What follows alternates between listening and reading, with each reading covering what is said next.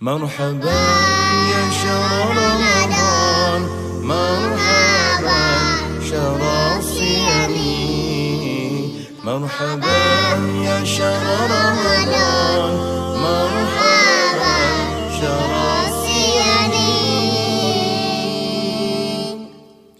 Ramadan kembali datang untukmu insan yang beriman. Ramadan kembali datang untukmu insan yang beriman.